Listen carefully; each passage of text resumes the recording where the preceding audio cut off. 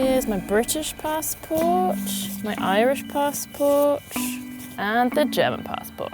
Only kidding, I don't have the last one yet because in order to get it, I have to go through the biggest hurdle of all, German bureaucracy. Living abroad and applying for a different citizenship, it kind of made me look at these booklets a little bit differently. I was questioning, what does my passport mean to me? Is it part of my identity? If I ever get the German one, will I suddenly start calling myself German? And while we're at it, when did passports even become a thing? When you look a little bit closer at everyday objects, there's almost always a bigger story there. And that's what we do in our Curious History podcast, Don't Drink the Milk. What we found in the watermarked pages of these little travel documents is a story of pride, defiance, corruption, isolation, and scandal. So get ready to hit the road with us for this little adventure. We're heading to a small European nation with a complicated identity. Like I said, it's a podcast, so I encourage you to put your screen to the side, lean back, listen, and enjoy the ride.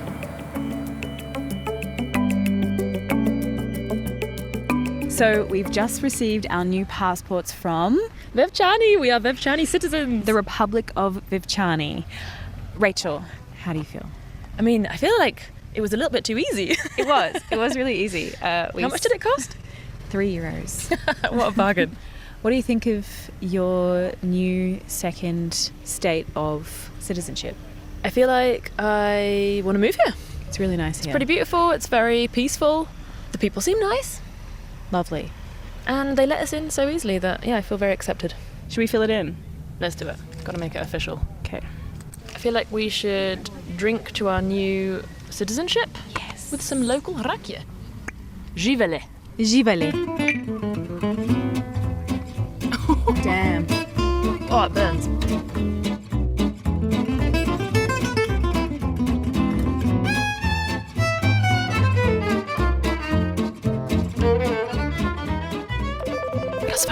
Chinese whispers. Telefono senza filo.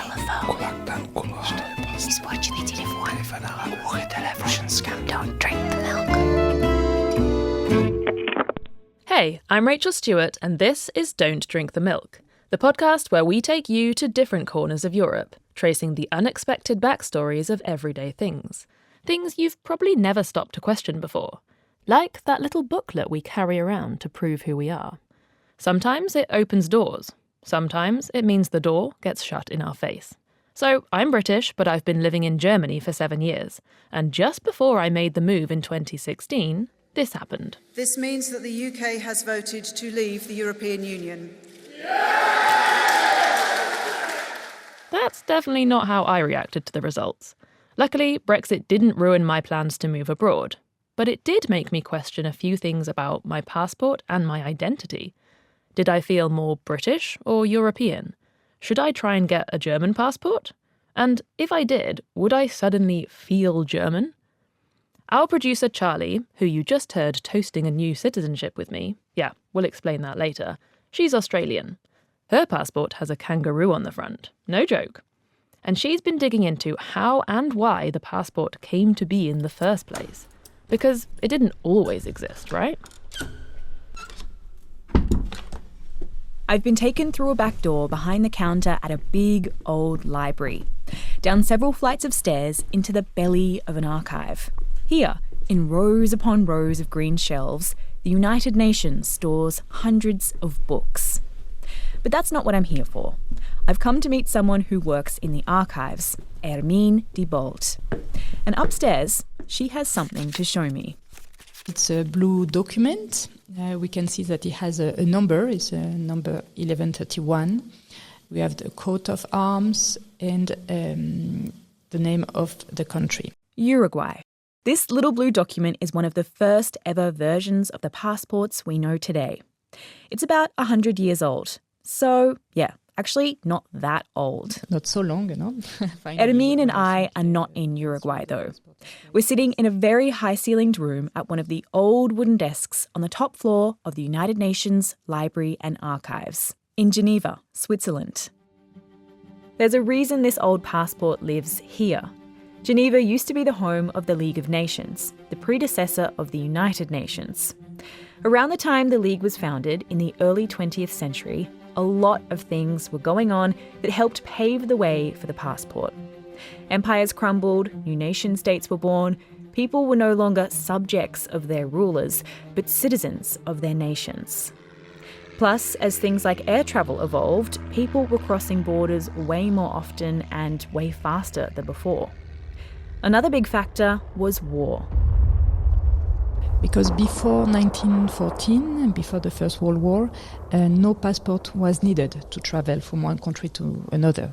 But during the First World War, countries like Germany, France, the UK and Italy, they, perhaps unsurprisingly, started insisting that people from enemy countries needed official identification documents to enter their territories. Other so-called neutral states like Denmark, Spain and Switzerland, they were basically forced to follow suit. But when it came to the documents governments were handing out, everyone was kind of doing their own thing. The border officials suddenly were confronted with a lot of different travel documents with different shapes, different size, and it was hard to know if the passport was authentic or not. So they really needed to find a solution. And a solution they did find. The League of Nations gathered world leaders in 1920 in Paris at the succinctly named Conference on Passports, Custom Formalities and Through Tickets. And thusly, it was official. Passports everywhere should look a certain way and include the same kind of information. The shape of a booklet, measuring 15.5 centimeter for 10.5 centimeters, 32 pages. French has to be used in combination with another language, and the front cover of the document has to bear the country's name and the coat of arms. But then Hermine tells me something odd, something I wasn't expecting. Ironically, the solution many world leaders were looking for wasn't a compulsory permanent passport. The governments wanted to go back to the situation before the war. Yes, the idea was to abolish the passport. A lot of world leaders preferred things the way they were before, when people could move around freely without carrying around this little booklet. It was also super unpopular with the public and with the press. People thought passports undermined their freedom, invaded their privacy, and were kind of annoying. The New York Times, October 24th, 1926. The passport nuisance. Must passports be retained as a permanent feature of travel? The system in vogue since the war is cumbersome, vexatious, and a drag on free intercourse between nations. But it was too late to go back to this freedom of movement. They realized it was too hard. sometimes barriers are easier to build than they are to take down. League of Nations members couldn't agree on what a world without border controls and without the passport would look like, on how they would uphold national security if people were allowed to get around freely like they did before. And so the passport was here to stay. That's where the story began, but the passport has been on quite a journey since then. And so have we. Quite unexpectedly, this story took us to a law firm, a hair salon, and a flour mill in North Macedonia. If you're not familiar with it, it's a small country of around 2 million people nestled in the Balkan Peninsula just north of Greece. It sounds so random, but trust us, it ended up being a great backdrop for so many parts of this story. Stay tuned for the scandal. Yes, but first up, we wanted to know how the meaning of the passport has changed. What's its purpose and what does it symbolise? I think it's who you are outside your own country more than what you are inside. It's just a paper that helps us to travel around, but that's all. It is my identity. It's something that I am proud to have, to show that I'm Irish, because I'm very proud to be Irish. Identity, not just in the ID sense, but in the who am I sense. One way to see the passport could be as a kind of membership card to a club. It can show that you have something in common with other members of the same club. Like a shared history, a shared culture, maybe a shared language. But sometimes national identity isn't so clear-cut, like when different rulers come and go or borders shift, which brings us to the first reason we ended up in North Macedonia. As far as I remember, I have at least one guest from Spain. Can I use you to help my point? We've joined a walking tour in the capital city, Skopje. Our tour guide Zoran is quite the joker, and he's got a little anecdote for us. So, this one time, I was in Barcelona. On a beautiful day, I end up in La Buqueria looking for refreshment, and I'm seeing those pots with fruit salads, and on the top of one, big capital letters, Macedonia. in Spain, that's what they call this fruit salad, Macedonia. But something was wrong. There was bananas and kiwis in the salad. This is not right. I turned around, went back to the market, asking for explanation. Why you call this one Macedonia? I'm from Macedonia, trust me, no bananas. I love the girl. She said, oh, sir, don't worry. It's not about what type of fruit we put inside. As long as there is a nice mix of fruit, we're going to call it Macedonia. And I was like, yeah, that's what we are, a nice mix of everything. This nice mix of everything country has been part of numerous empires and kingdoms over the past few thousand years.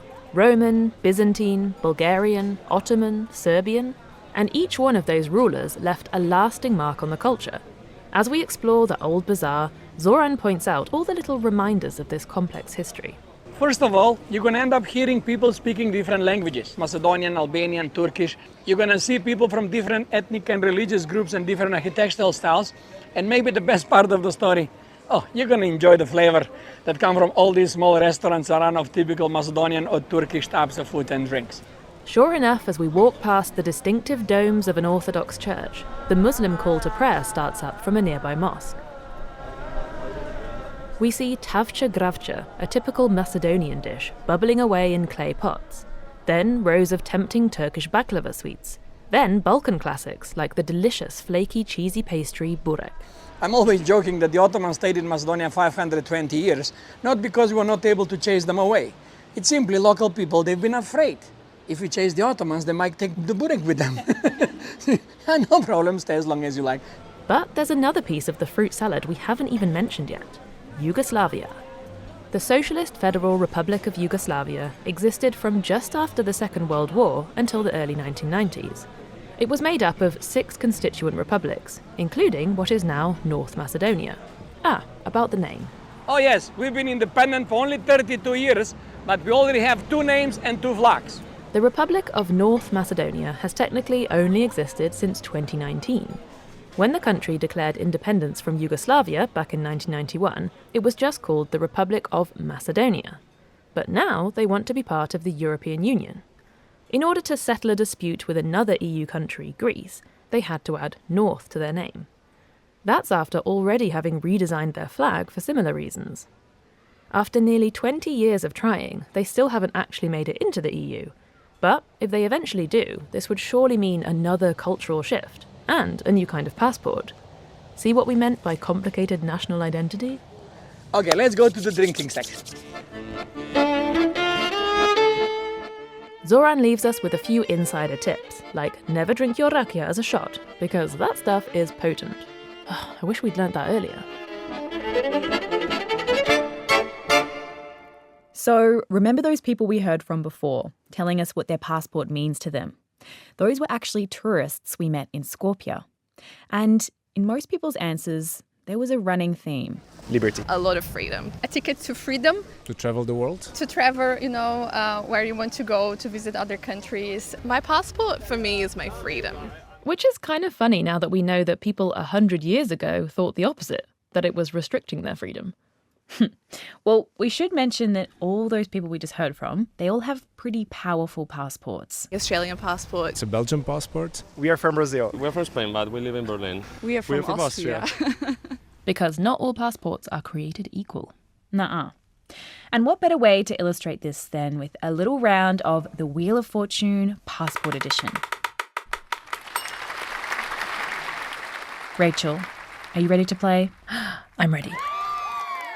Okay, so every year passport indexes are released, ranking passports from first to last based on how many other countries can be visited visa-free by a holder of said passport, or with visa on arrival, which is basically just a formality. So according to the current Global Passport Power Rank 2023, the number 1 spot is held by the United Arab Emirates. And at the bottom, that's Afghanistan. So in this game, we'll hear a few random country names, and then you're going to guess that country's ranking in this passport index. There are a lot of countries tied in each position, so the scale only runs from 1 to 93. Ah, okay, got it. All right, let's hear what's up first. India. I'm going to say somewhere in the 60s, maybe 63? 67. So close. Very close. Okay, next country. Nigeria. Probably somewhere around 48. Other way around, 84. Oh, wow. Tying with Iran and Kosovo. I really thought that would be better. Okay, and we have one more. The United States of America. I think it's going to be worse than we expect, so I'm going to say 16. Well, it's actually number 5. Oh, wow. It ties with 4 other countries, Malta, Lithuania, Slovakia, and Australia, in 5th position on the global passport power rank.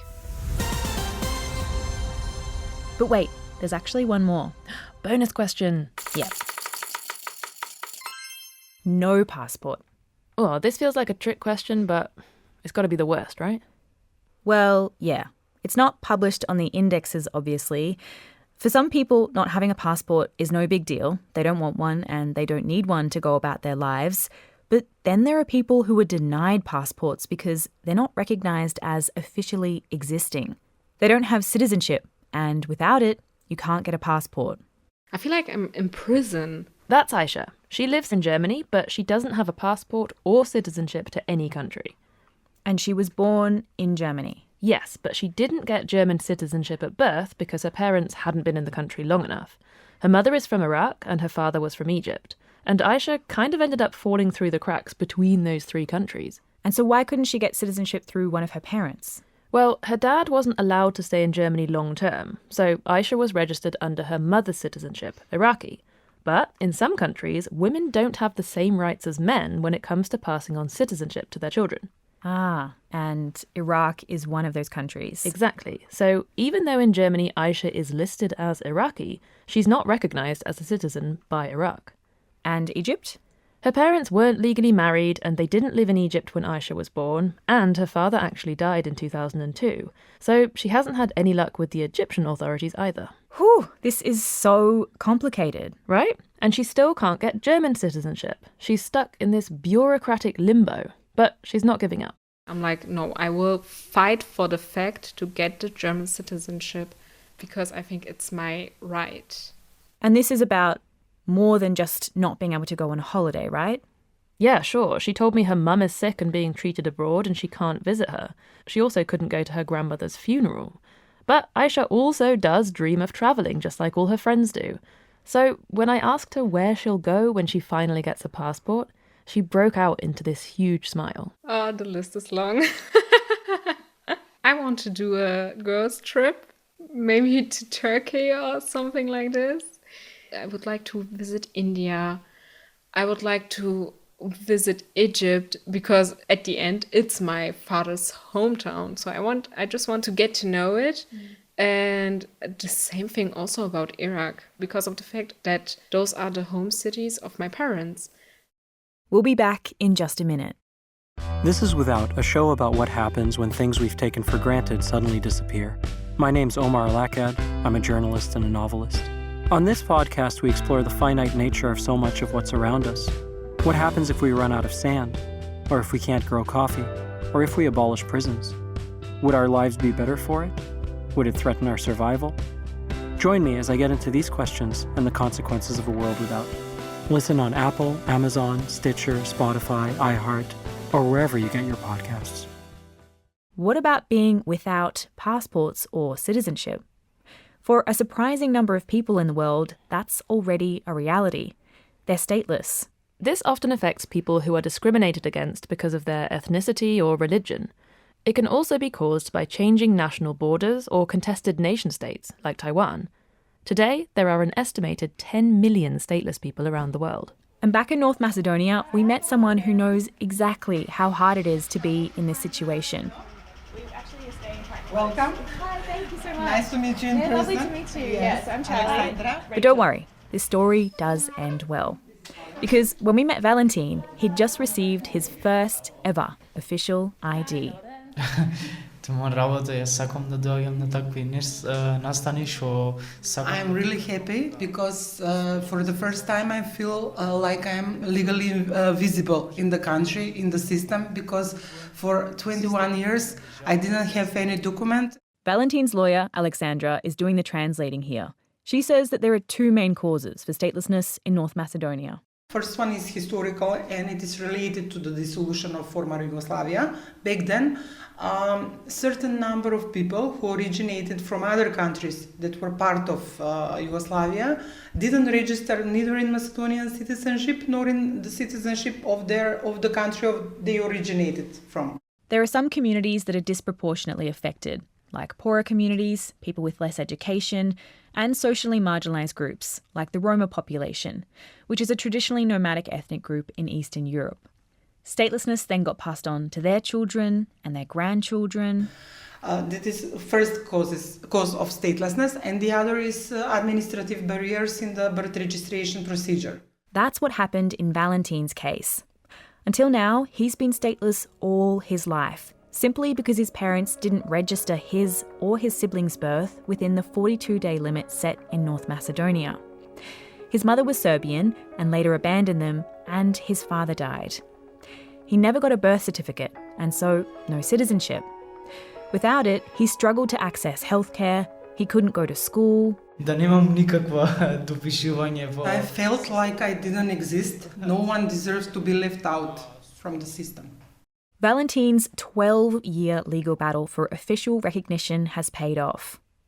And in recent years, North Macedonia has taken some important legal steps to fix these issues, to try and make sure everyone gets citizenship. So Aleksandra is feeling pretty optimistic these days. Now I feel that we have capacity, we have political will to solve these cases and to become first country in Europe that solve this problem. Why not? How do you say congratulations? Čestitki. Čestitki. Hvala. Enjoy. But you know what? Statelessness is nothing new. It emerged around the same time the passport did, post-World War I, alongside disappearing empires and new nation-states. And when I was in Geneva, Hermine dug out something else from the archives to show me. It was another kind of passport. So we have two of them. I have one is from a gentleman, a man. So it's just one sheet of paper. I don't know if I'm not sure you see it. Hermine hands me a sheath of papers. I can make out a Russian name in neat calligraphy. She explains that after the First World War, more than 9 million people were displaced in Europe, including many refugees from Russia. All these refugees had become stateless when the Bolshevik issued a decree that revoked the citizenship of all Russian expatriates. At that time, with world leaders basically having redrawn the European map, millions of people found themselves in countries that either didn't recognise their legal identity or weren't willing to give them one. They didn't have citizenship. They were stateless. And Nansen had a very innovative idea. Nansen was the High Commissioner for Refugees at the time, Fridtjof Nansen, a Norwegian guy. And his innovative idea was these special passports, which were actually more just like identity documents. Nearly 500,000 Nansen passports were issued in total before they were discontinued in 1942 and eventually replaced with international laws and conventions. But nowadays, there's this other side to citizenship too. It's more like a game, wheeling and dealing. Because it turns out most countries do bend their own citizenship rules from time to time, if they see someone as valuable enough. Like win us an Olympic medal kind of valuable. For example, take the case of US basketballer Becky Hammon. She accepted an offer to play for Russia in 2008. Despite having no Russian heritage, not speaking the language, and not even being a permanent resident, her citizenship was fast-tracked. She fulfilled her dream of competing at the Olympics, and Russia got a new star to help it to the bronze medal in Beijing. But you know what else is seen as another real asset to governments? Money. If you have enough of it to spare, you can buy your way into some countries. It's called citizenship by investment, aka the Golden Passport. It's not cheap though. It usually costs the equivalent of $500,000 to $1 million US.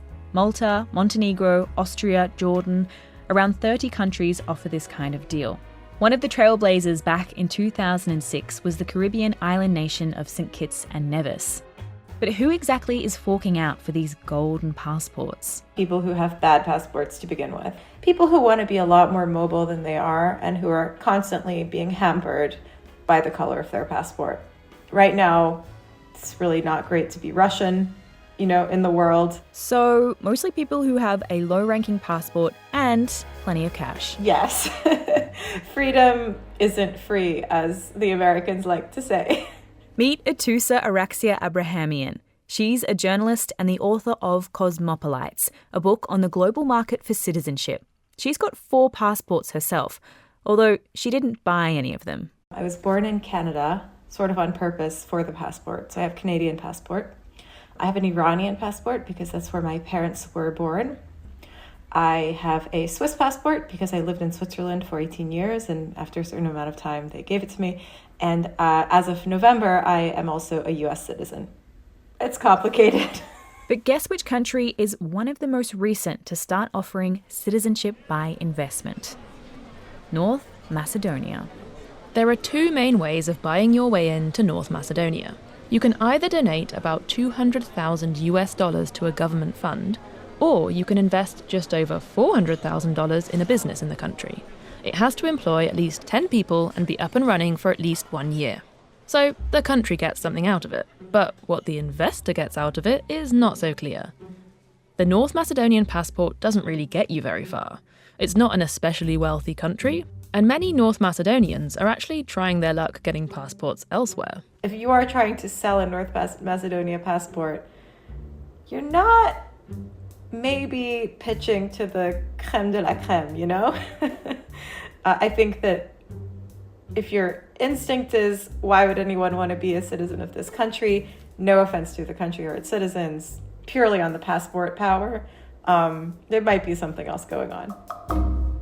Local journalists here were suspicious of these new North Macedonian citizens too. We were actually researching something entirely different, but for the purposes of it, reading loads and loads of minutes from government sessions until a reporter stumbled across a name that seemed interesting. Anna Petruseva is an investigative journalist from the Balkan Investigative Reporter Network.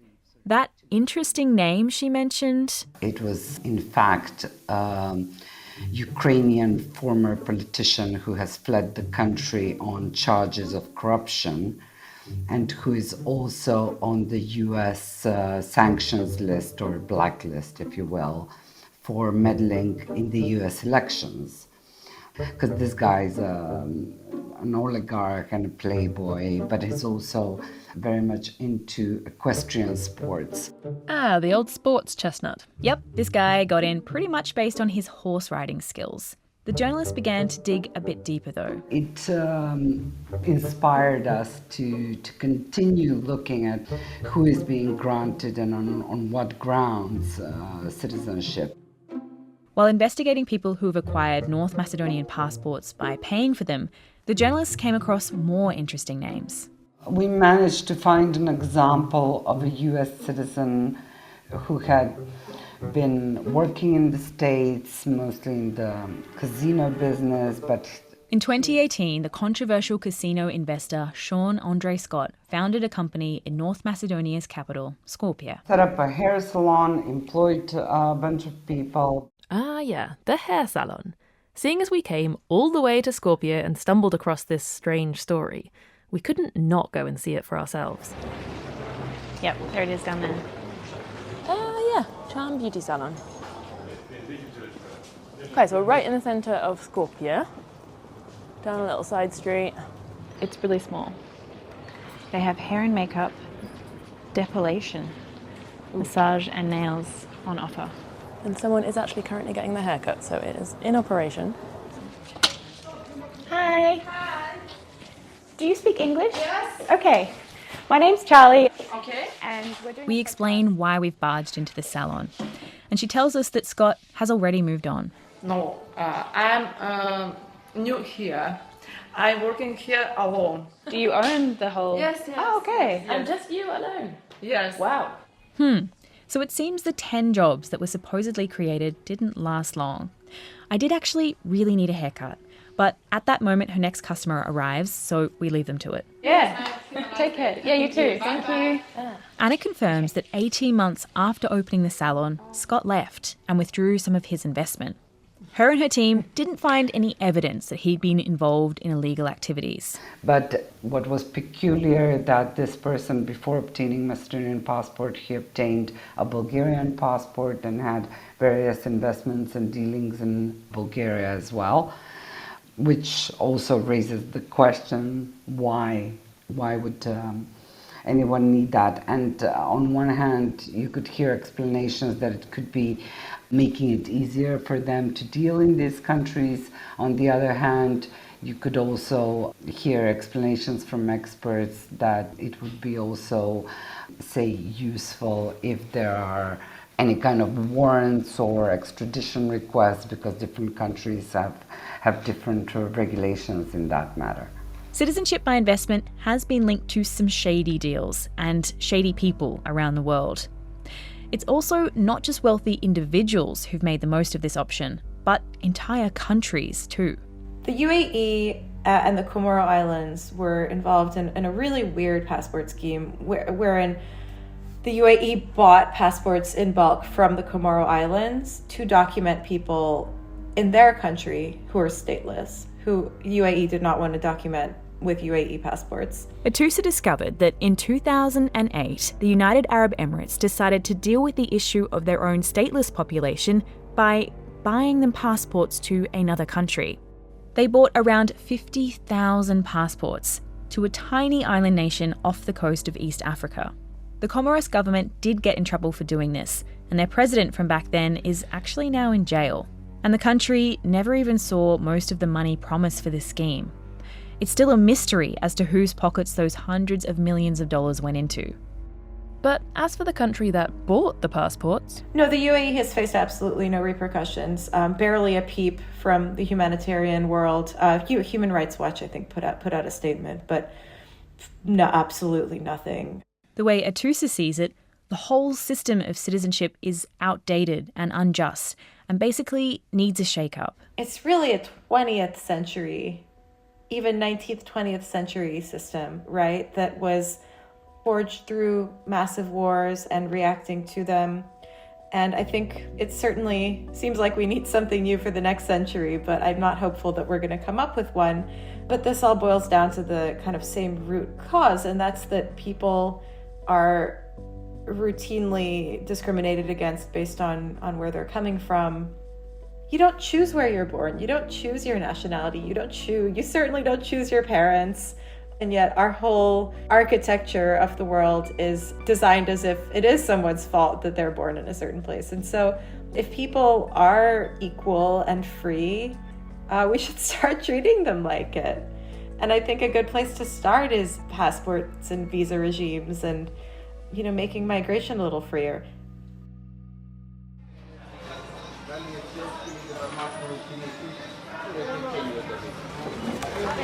Woo! Correct. Okay, we're going to do it the Macedonian way and have our proper breakfast. I would eat this every day if I was you. Sitting at that bustling Macedonian bakery, trying to blend in with the locals, eating our yogurt and delicious cheesy pastries, we were thinking, what a shame it was that we didn't have $400,000 to spare. It would be so nice to stay. But there was one much more affordable way that we could get our hands on a passport.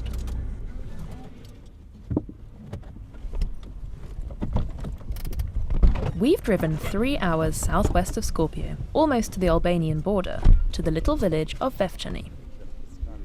It's a hilly town lined with traditional old stone houses with cute little balconies. One of the first things we see is a throwback to Yugoslavian times. cute, I like it. Yeah, it's very small, it's a nice car. The Zastava 750 car, nicknamed the Feature. We ask around for some directions. Just a minute, okay, 600 meters. Okay, great. Okay? Wonderful. And set off uphill. You can come with us. Come for a walk. Soon enough, we get to a stream. A stream with a story.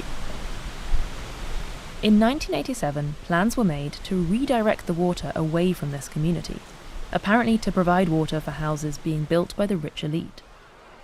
The Vevchani villagers rebelled, ending up in a violent standoff with police. This unusual example of resistance in communist Yugoslavia became known as the Vevchani Emergency. It lasted several months, but in the end, the villagers won, and their rebellious reputation was sealed. A few years later, Macedonia declared independence from Yugoslavia. But for the Vevchani locals, that wasn't enough. They held their own referendum and voted overwhelmingly to become an independent republic. It was never formally recognised, but they were eventually granted their own separate municipality. You can find many places like Vevchani all around the world. They're often referred to as micronations, communities that haven't officially broken away from their countries, but they use self-proclaimed independence to highlight something that they want or need, or simply to make a statement about their identity. Currency, constitutions, parliaments, even armies, and of course passports have all been used as symbols of independence. The idea of the Republic of Vevchani lost momentum over the years, until the early 2000s, when locals decided to revive it as a tourist gimmick. They printed their own currency, the lichnik, which means beautiful in the local dialect, and they made their own passports. We found the passport. So the Republic of Vevchani. Yes. So how much to buy? 150 dinars. We'll get 2 passports and some money, please. We're getting a stamp. Special. Now we are the proud owners of Vevchani passports, emblazoned with the crest of the village and validated with a stamp. On our way downhill, back to the village centre, we meet a local boy and ask him if he also has one of these passports. At my house, yes, but not with me. And is it important to you? I mean, it's a part of my culture and stuff. So you really feel like a Vevchani citizen? Yeah. More than Macedonian? Yeah, definitely. A little old man is sitting on a crumbly stone wall just outside the flour mill, which is powered by the stream. He explains that his family have worked here for 5 generations. But what does he think of tourists like us rocking up to buy a passport for €3? Every time you come to Vevchani, it's happy. We've got his approval. So I guess we can stay. Hvala. I hope you enjoyed that whirlwind trip through the past and present of the passport. How do you feel about your passport? Let us know in the comments. And subscribe to DW History and Culture. We'll be dropping new episodes of Don't Drink the Milk here every week.